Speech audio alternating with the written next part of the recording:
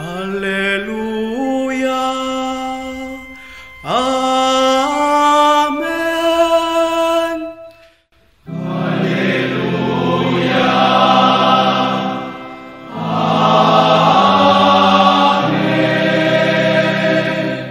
Mes chers amis de Café Évangile, Jean est venu. En effet, il ne mange pas, il ne boit pas, et l'on dit c'est un possédé. Le Fils de l'homme est venu, il mange et il boit, et l'on dit voilà un glouton et un ivrogne, un ami des publicains et des pécheurs. Mais la sagesse de Dieu a été reconnue juste à travers ce qu'il fait. Bien-aimés dans le Seigneur, pourquoi les gens ont l'habitude de critiquer les autres? Au fond, la motivation de la critique, c'est que la personne qui critique autrui ne se voit pas capable de faire ce que l'autre est en train de faire. Il ne se voit pas capable, c'est ce que j'ai dit. Ce n'est pas qu'il n'est pas capable, il ne se voit pas capable. Et d'autre part, la critique à autrui est une forme de se cacher, ou bien de cacher à soi-même ce qui ne va pas dans sa vie. On ne veut pas reconnaître, on ne veut pas être véridique envers soi. Et par conséquent, comme on ne veut pas le faire, et que on veut se cacher à soi-même, qu'est-ce qu'il faut faire? Il faut parler des autres pour juste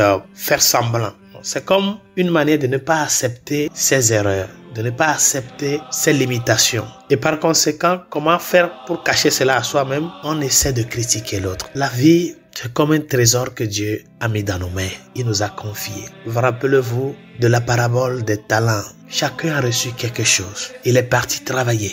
Ceux qui ont su travailler leur talent en ont gagné quelque chose. Et celui qui n'a pas travaillé son talent, quand le maître était de retour pour les comptes, qu'est-ce qu'il a dit? Il a critiqué le maître. Il n'a pas reconnu qu'il a fait quelque chose de mal, qu'il n'a pas pu être capable de travailler son talent. Il a plutôt critiqué le maître. C'est ce que le Seigneur nous dit dans l'évangile de ce jour. Dieu est venu te sauver. Dieu a pris chair. Il est rentré dans notre humanité pour nous sauver. Mais pour nous sauver à travers ses œuvres. Le royaume de Dieu implique du travail.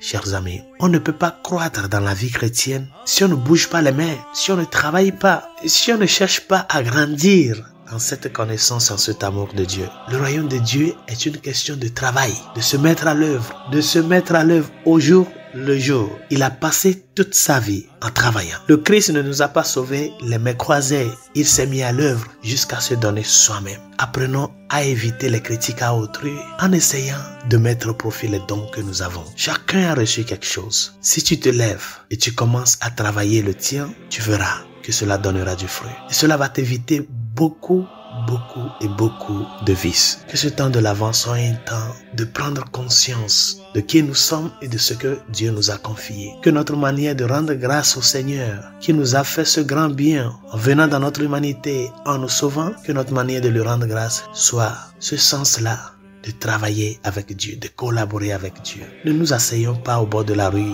en critiquant les gens qui luttent au jour le jour. Essayons de chercher nous aussi à faire quelque chose. Et spécialement dans la vie chrétienne, c'est comme ça. Nous devons nous engager, nous devons travailler avec Dieu, nous devons nous offrir, nous devons lutter. Parce que le royaume de Dieu, c'est une question de lutte dans le travail. Critiquer autrui ne veut pas nous amener à être sauvés. Apprenons à reconnaître qui nous sommes, ce que nous avons, nos chutes, nos faiblesses, et commençons à travailler notre personne premièrement, à lutter, à nous construire pour que les biens, les dons et les talents que le Seigneur nous a donnés, nous puissions les transformer en fruits de gratitude, en fruits d'espérance et en fruits de charité. Bonne journée, Dieu vous bénisse.